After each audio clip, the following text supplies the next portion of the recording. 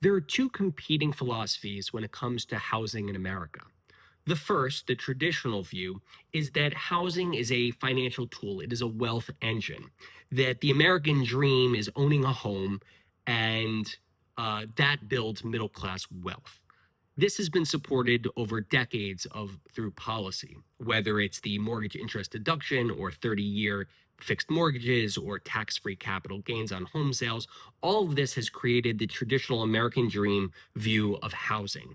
The social effect of this is that it encourages people to see their home not as just shelter, but actually as the primary investment in their life, a forced savings account or a retirement plan. The downside, however, is that this fuels price inflation, that it creates barriers for first-time buyers, especially those who are come from traditionally poorer families or younger people, and it concentrates wealth in the hands of homeowners at the expense of renters.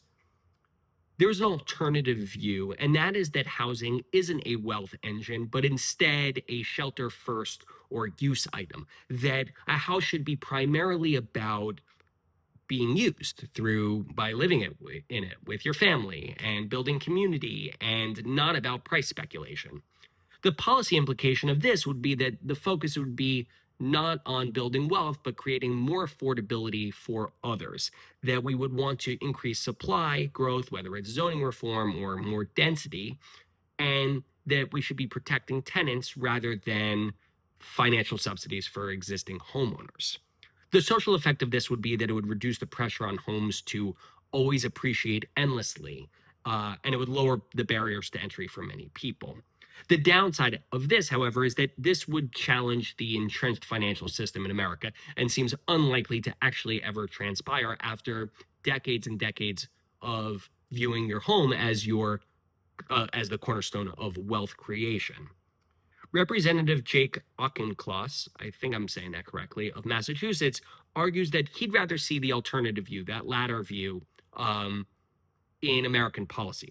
He argues that an investment first framing distorts housing markets, and policy should really be revolving around, shouldn't be about protecting asset classes, but instead ensuring affordability for all, that we should treat housing as a use good. And the goal would therefore become widespread, stable access to housing, more like healthcare or education, rather than wealth accumulation. Again, this would be a transformative change in the view of how Americans view housing. For most people, the largest purchase we'll ever buy is our house, and we continue to put money into it and build wealth through it. To transform that would be a transformation in the American economy, but it is a worthy debate to have.